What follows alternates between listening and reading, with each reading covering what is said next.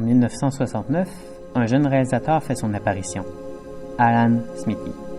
Son premier film, The Death of a Gunslinger, est plutôt bien reçu par la critique, et un avenir prometteur est prédit pour le jeune cinéaste. Pourtant, en l'an 2000, le réalisateur perdra tout droit de faire des films. Et la raison de cela, c'est qu'il n'a jamais existé.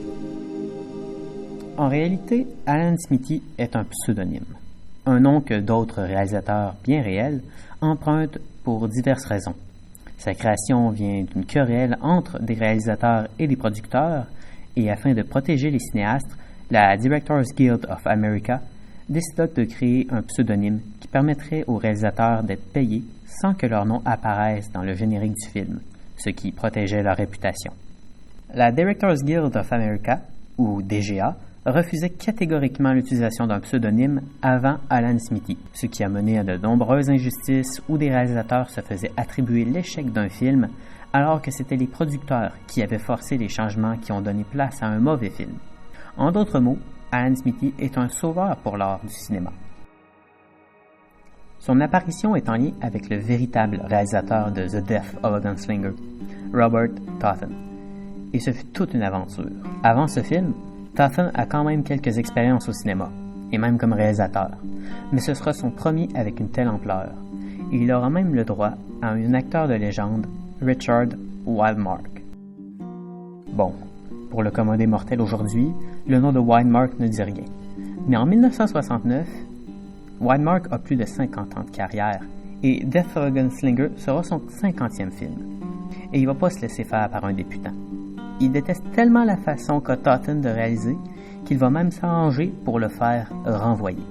Le film se retrouve donc sans personne pour le diriger et le studio Universal Pictures va donc appeler Don Siegel, un réalisateur plutôt connu, pour finir le film.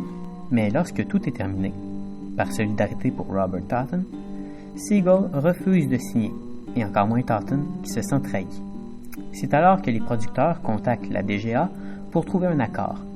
Et c'est à ce moment que Alan Smithee fut créé. En réalité, la première version d'Alan Smithee se nommait Alan Smith, mais puisqu'un employé de la DGA avait ce nom, ils l'ont changé pour Alan Smithee. En plus, c'est l'anagramme de The Alias Name, donc le nom pseudonyme.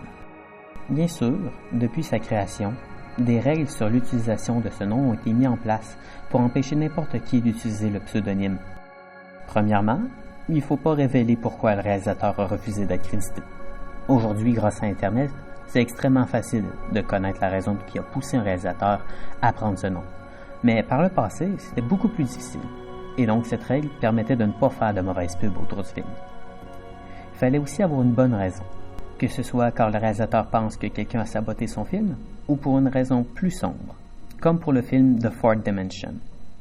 Un film en 4 parties, réalisé par 4 réalisateurs, dont un qui a vraiment pas eu de chance.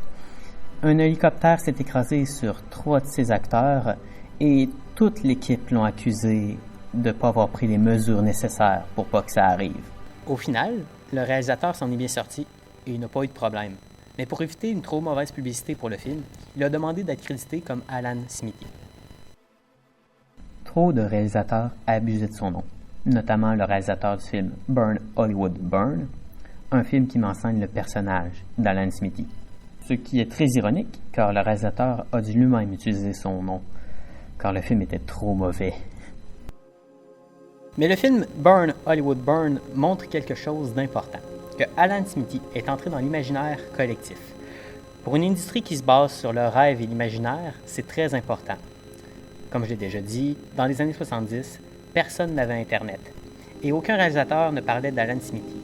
Ce qui faisait que chaque année, de nombreux films, tous très différents, sortaient tous sous le même nom. Ça a laissé une marque qui existe encore aujourd'hui. Alan Smithee est souvent utilisé comme pseudonyme pour la littérature, la musique et le monde du jeu vidéo. Sans le vouloir, la DGA a créé un personnage qui a dépassé le cinéma.